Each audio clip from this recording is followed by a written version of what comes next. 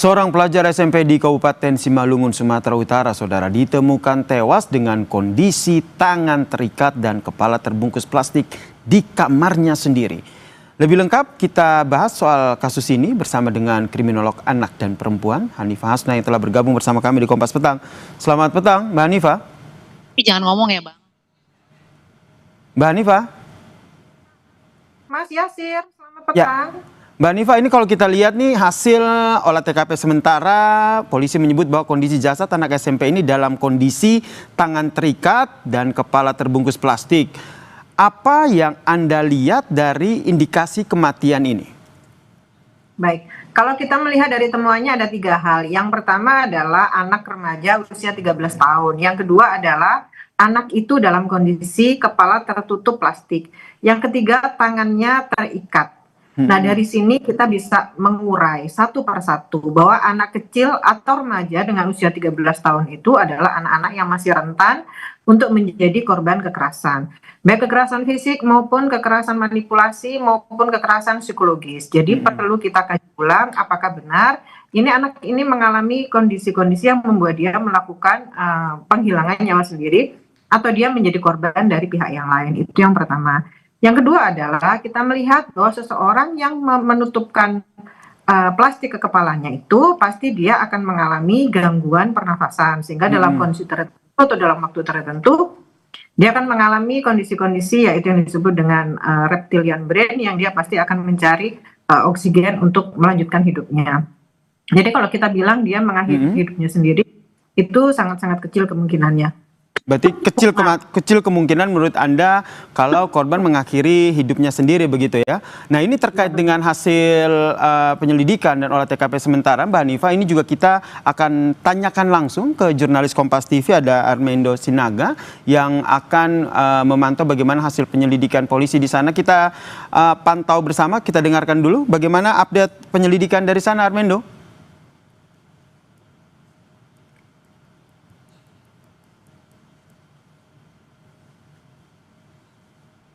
Ya, Armando.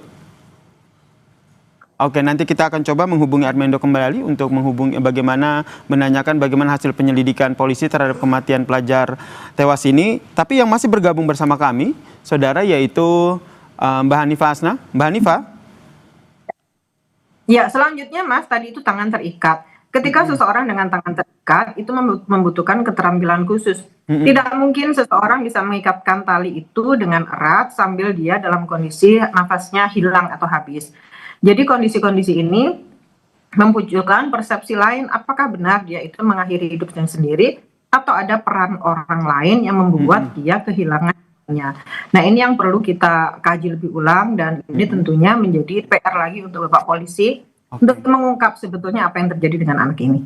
Mbak Hanifah, dari apa yang Anda jelaskan tadi tentu harus ada kehati-hatian dalam proses yang dilakukan oleh polisi untuk mengungkap kematian yang tidak wajar ini. Menurut Anda apa yang harus dilakukan oleh polisi step by stepnya sehingga tidak terburu-buru dalam menyimpulkan penyebab kematian anak SMP ini? Ya, baik. Cause of death-nya itu memang harus diperhitungkan sekali ya. Tapi dalam kondisi korban sudah meninggal berarti yang harus bisa dilakukan adalah melakukan pengkajian ulang terhadap psikososial. Psikososialnya kepada siapa? Tentunya kepada orang-orang terdekat. Bisa dilihat apakah benar anak ini dalam kondisi yang tenang atau dia memang dalam kondisi yang rentan. Rentan itu artinya dia mengalami kekerasan, mengalami kekerasan atau dia mengalami pembulian di sekolah sehingga dia dalam kondisi yang sangat tertekan.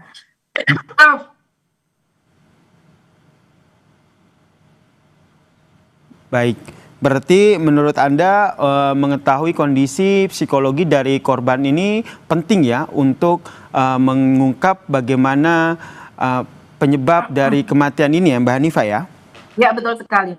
Kalau kita lihat ini kan masih, Mbak Hanifah, ini kan bisa dikatakan anak di bawah umur begitu, kondisi ini remaja.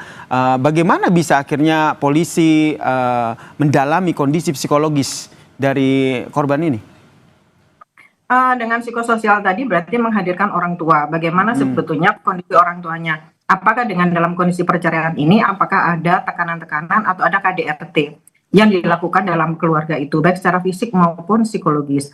Lalu di sekolah seperti apa? Apakah ada tekanan-tekanan dalam pendidikan, tugas-tugas, atau tekanan sosial, tekanan dengan teman-temannya?